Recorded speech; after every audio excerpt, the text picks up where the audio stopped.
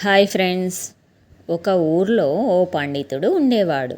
సులభంగా గణితాన్ని బోధించడం అతనికి వెన్నతో పెట్టిన విద్య. అతడి శిష్యులు అనేక మంది గణితం బాగా నేర్చుకొని పెద్ద కొలువులు సంపాదించడం అతడిలో మరింత ఆత్మవిశ్వాసాన్ని పెంచింది. ఎక్కడికి వెళ్ళినా తన శిష్యులు కనిపిస్తే గణితానికి సంబంధించిన కొన్ని ప్రశ్నలు వేసేవాడు. వారి చేత సరైన సమాధానాలు రప్పించేవాడు. పక్కనున్న వారితో నా శిష్యులందరూ లెక్కల్లో గొప్పోళ్ళు అని చెప్పి గొప్పలు చెప్పుకునేవాడు. అతడికి తెలివైన భార్య ఉండేది. వారిద్దరూ ఓ పౌర్ణమి రోజున సత్సంగం కోసమని మారుమూల పల్లెటూరుకు వెళ్ళారు. అక్కడ పని ముగించుకొని ఇంటికి వస్తూ ఉంటే రాత్రయింది. వారికి దారిలో ఓ యువతి కనిపించింది. ఆ యువతి తన చంకన చంటి బిడ్డను ఎత్తుకొని ఉంది. చందమామను చూపిస్తూ చందమామ రావే జాబిల్లి రావే అని పాడుతూ చంటి బిడ్డకు గోరుముద్దలు తినిపిస్తుంది. పండితుణ్ణి చూసిన ఆ యువతి తన గ్రామంలోకి వచ్చిన వ్యక్తి తన గురువని గుర్తించింది. నేను మీ శిష్యురాల్ని అని చెప్పి గౌరవపూర్వకంగా నమస్కరించింది. మీ వల్ల కష్టమైన లెక్కలను ఇష్టంగా చేయగలిగామని ప్రశంసించింది.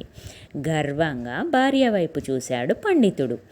అలవాటు ప్రకారం పండితుడు తన భార్యతో, నా శిష్యురాలి చేత గణిత శాస్త్రంలోని ప్రశ్న ఒకటి వేసి సమాధానం తెప్పించమంటావా అని అడిగాడు. చిన్న నవ్వు నవ్విన భార్య, గణిత శాస్త్ర ప్రావీణ్యత తెలియజేసే ప్రశ్నలు వద్దు. ఇప్పటి వరకు మీ శిష్యురాలు తన బిడ్డకు ఎన్ని ముద్దలు పెట్టిందో లెక్క చెప్పమనండి చాలు అని అడిగింది. అదెంత పని అని భావించిన ఆ పండితుడు తన శిష్యురాల్ని సమాధానం చెప్పమన్నాడు.